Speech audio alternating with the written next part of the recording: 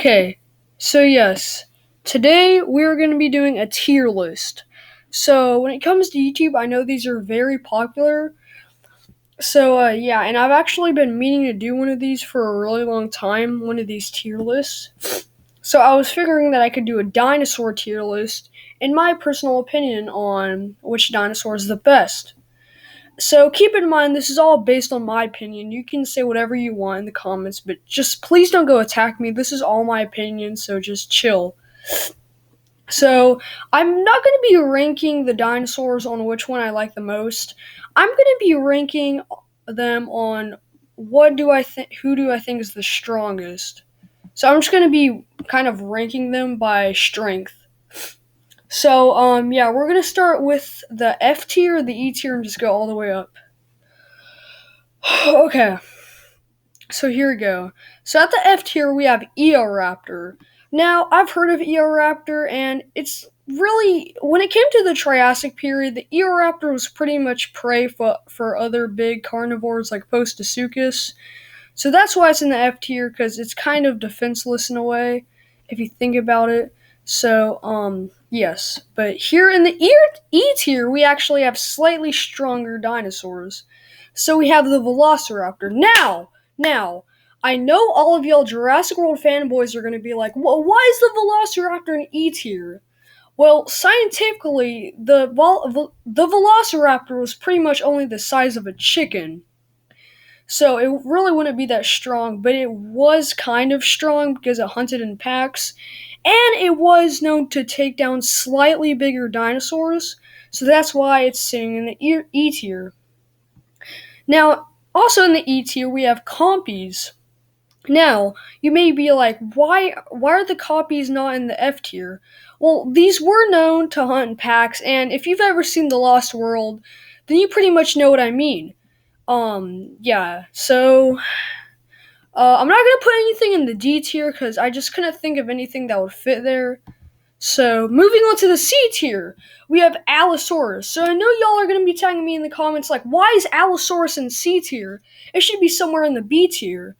Well, don't get me wrong on this. The Allosaurus was very, very, very strong, but the problem is it had a very weak bite force.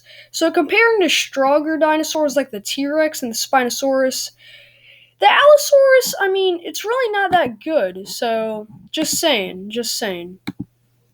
So, moving on to the B tier, we have Stegosaurus and Utahraptor. So let's start with Stegosaurus. So Stegosaurus, it's a very powerful dinosaur.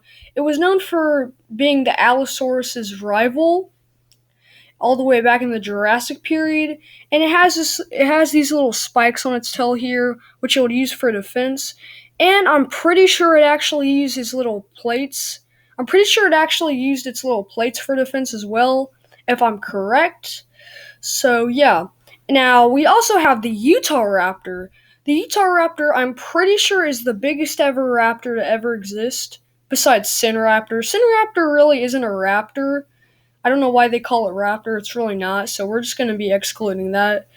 But the Utahraptor was very strong. It was known to take down a very big dinosaurs, maybe even like Stegosaurus, but more like Iguanodon and other slightly bigger herbivores.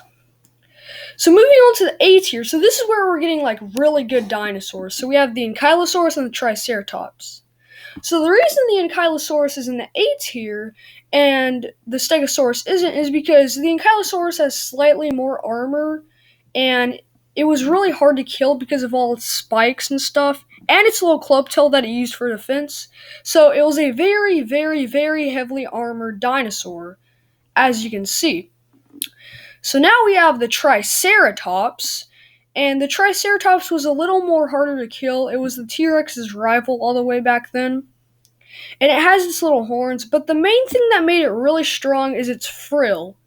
So its frill made it really hard to get to its neck, so it made it harder for bigger carnivores to bite its neck and break it. And it also had horns that it would use to spike some bigger carnivores like the T-Rex.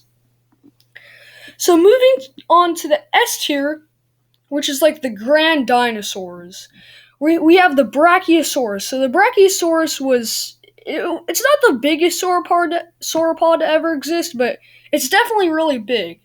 And it probably was. It wasn't one of those big carnivores. It really wasn't a predator, but it did have a way to defend itself against other carnivores. It had its tail, and another advantage that it had was its height and its little feet as well. So now we have the Tyrannosaurus Rex. Now the T Rex doesn't really need any introduction. We all know it, and it's the king of all dinosaurs. So of course I had to put it in the S tier. And then finally, we have the Spinosaurus, the biggest carnivorous dinosaur to ever exist. Now, I'm not saying the Spinosaurus would beat the T Rex in a fight, but it is the biggest, so that's why it's in the S tier. Excuse me. So, anyways, that is my dinosaur tier list. By the way, this is all my opinion. You can say whatever you want. So, anyways, I will see you later. Goodbye.